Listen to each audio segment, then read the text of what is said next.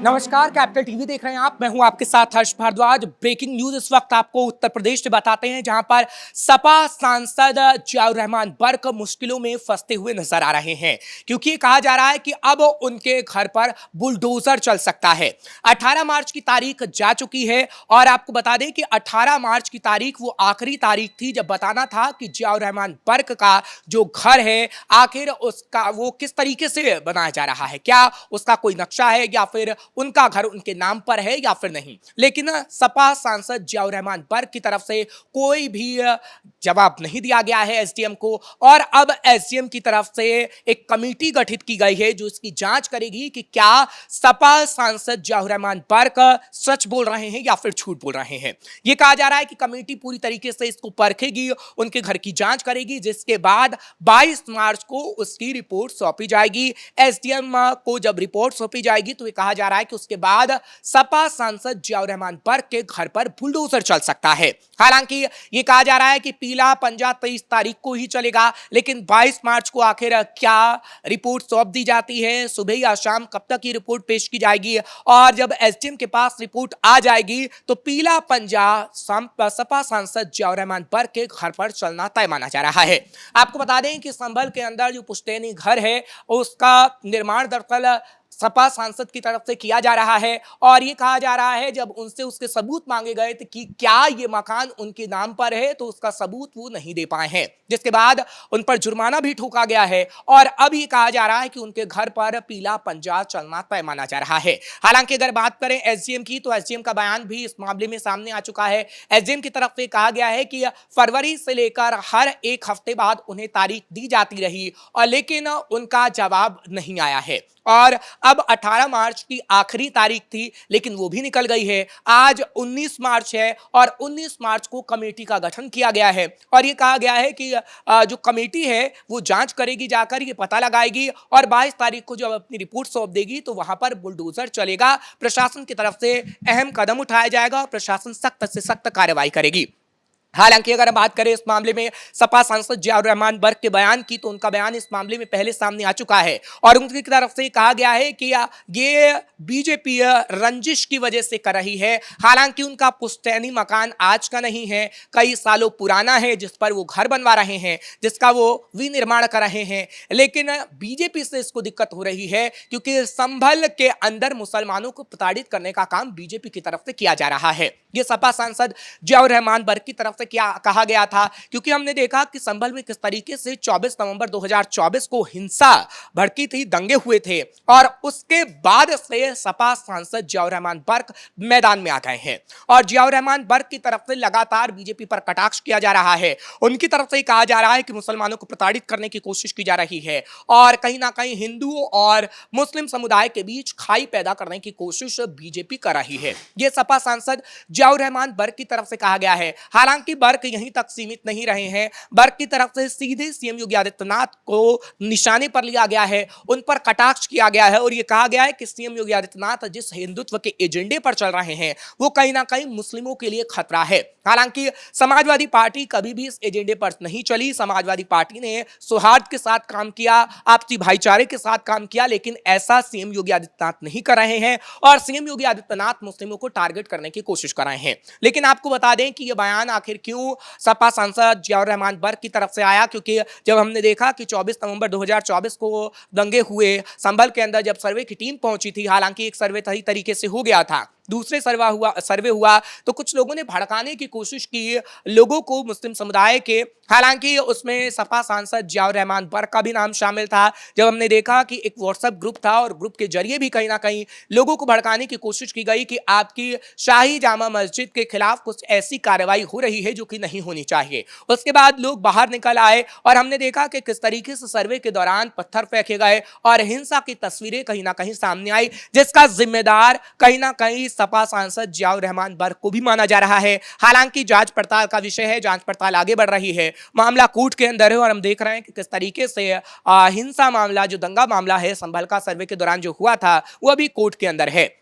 लेकिन मामला यहीं तक सीमित नहीं रहा। हमने देखा कि कुछ ऐसे व्यक्ति भी थे जिनके खिलाफ खास तौर पर कार्रवाई की गई, क्योंकि जैसे ही सपा सांसद जियाउर रहमान बर्क का नाम सामने आया तो सबसे पहले बिजली को लेकर उनके घर पर कार्रवाई की गई कि किस तरीके से वो दुरुपयोग कर रहे हैं, हालांकि ये मुफ्त में बिजली ले रहे हैं, जिसके बाद जुर्माना भी उनके ऊपर ठोका गया और साथ ही साथ उन पर कार्रवाई भी की गई। हालांकि उसके बाद जिस तरीके से सपा सांसद जियाउर रहमान बर्क की तरफ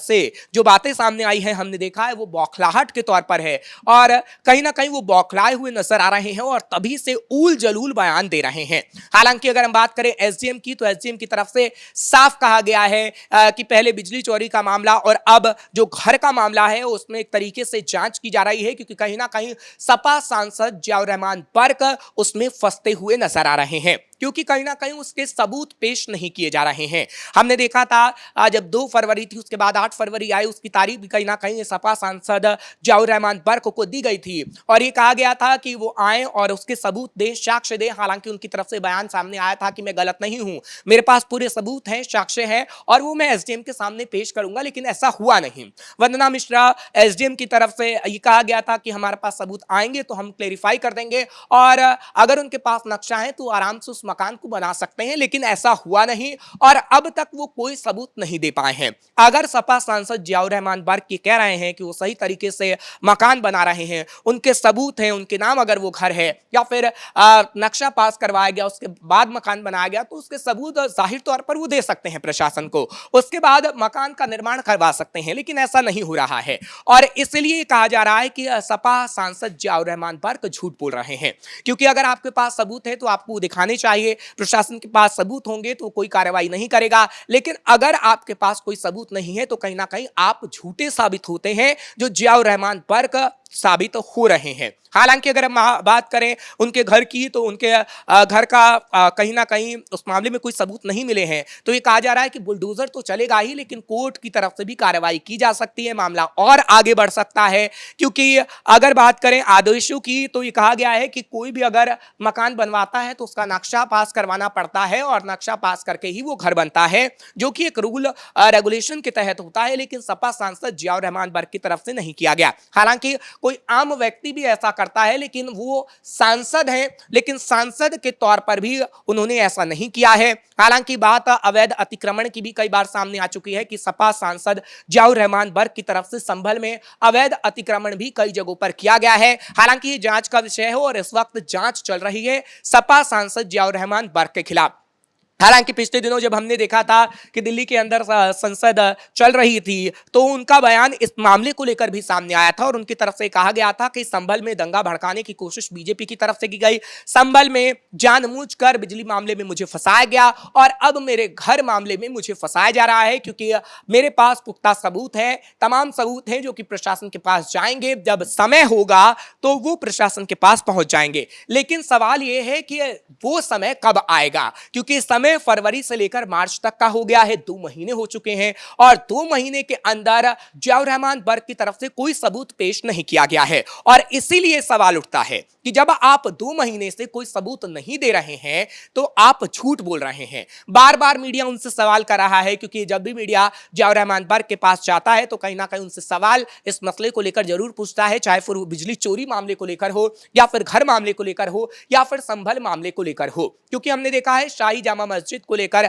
जब से मामला सामने आया है सर्वे के बाद से, तो जियाउर रहमान बर्क का बयान लगातार सामने आ रहा है। ऐसा कोई भी हफ्ता नहीं बीतता है जिस हफ्ते उनका बयान सामने नहीं आता हो, या फिर हफ्ते में हर दिन उनके बयान सामने आ रहे हैं। लेकिन आखिर उनके घर मामले में उनकी खामोशी कई सवाल खड़े कर रही है, क्योंकि फरवरी महीने में उन्होंने कई बयानात दिए थे, जिसके बाद जब देखा कि दिल्ली के अंदर संसद वो पहुंचे तो कई बयानात दिए गए, लेकिन घर मामले में भी उन्होंने कहा था कि मेरे पास पूरे पुख्ता सबूत हैं, लेकिन वो पुख्ता सबूत पेश नहीं किए गए। और अब ये कहा जा रहा है कि कहीं ना कहीं सपा सांसद जियाउर रहमान बर्क सामने आ सकते हैं जब कमेटी गठित की गई है एसडीएम की तरफ से। 2 सदस्यीय कमेटी है, 2 सदस्यीय कमेटी संभल के अंदर जाएगी, उनके पुश्तैनी घर पर उसकी जांच करेगी, उसके कागजात को परखेगी कि क्या उनके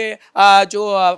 बुजुर्ग हैं जो पहले रहते थे, क्या उनके नाम पर घर है, या फिर जैसा सपा सांसद जियाउर रहमान बर्क की तरफ से कहा जा रहा है कि वो मेरे नाम पर है, क्या उनके नाम पर घर है, ये जांच 2 सदस्यीय कमेटी करेगी और उस कमेटी को आगे अपनी रिपोर्ट को पेश करना होगा। और ये कहा जा रहा है कि रिपोर्ट जब एसडीएम के पास जाएगी तो उसके बाद अगले दिन ही कार्रवाई होती नजर आएगी, क्योंकि कहीं ना कहीं प्रशासन पूरी निगरानी कर रहा है और ये रिपोर्ट आगे जा रही है। और इस रिपोर्ट आगे जाने के बाद क्या हम देखेंगे कि सपा सांसद जियाउर रहमान बर्क के घर पर बुलडोजर चलेगा या फिर नहीं, ये तो वक्त ही बता पाएगा। लेकिन कैपिटल टीवी आपको हर खबर बताएगा। कैमरा पर्सन कुणाल के साथ मैं हर्ष भारद्वाज, कैपिटल टीवी के लिए।